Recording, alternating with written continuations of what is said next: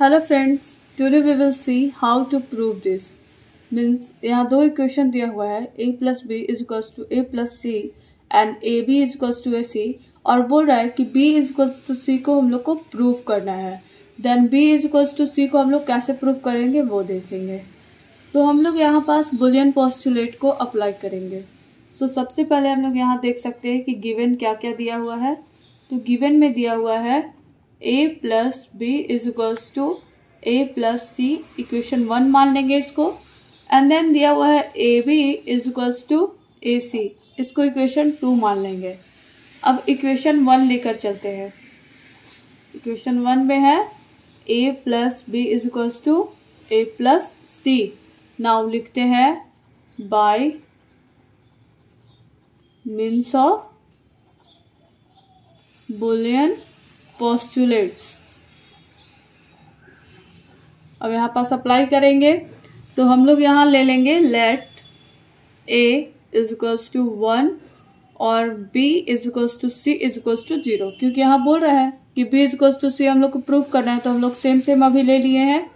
Now LHS is equals to, equation 1 का LHS है a plus B is equals to 1 plus 0। यहाँ से हम लोग पुट किए तो हम लोग को पता है कि 1 और गेट 0 देता है 1, दैट इज हाई।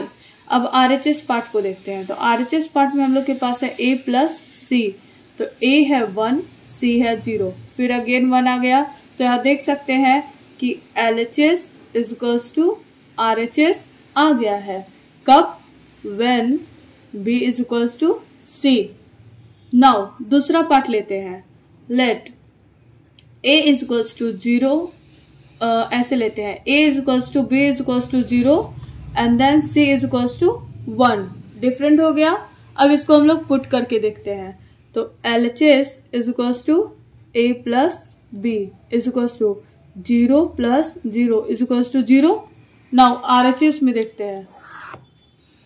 तो हम लोग के पास RHS इज इक्वल्स टू है a प्लस सी।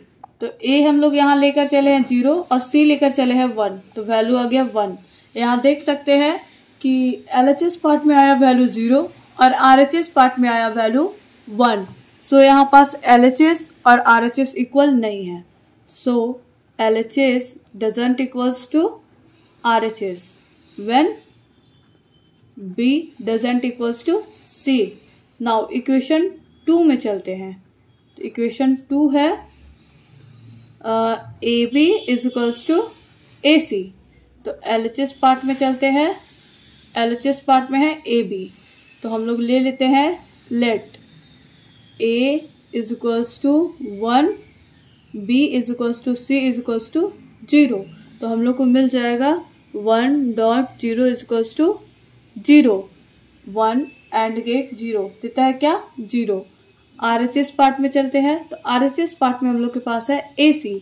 तो AC के लिए हम लोग ले लेंगे 1.0 इज इक्वल्स टू 1। दोनों सेम टू सेम आ गया, डिफरेंट आ गया। तो यहाँ डिफरेंट क्यों आया नहीं पता। तो यहाँ पे 1 एंड गेट 0 0 देगा। यहाँ देख सकते हैं कि LHS RHS इक्वल आ गया। So LHS is equals to RHS कब? When B is equals to C। अब हम लोग लेकर चलते हैं B doesn't equals to C। तो हम लोग अब देखते हैं again let A is equals to B is equals to 1 और C is equals to 0। So LHS part हम लोग के पास है AB, तो A है यहाँ पास 1, B भी है 1, तो A डॉट B A 1 हो गया।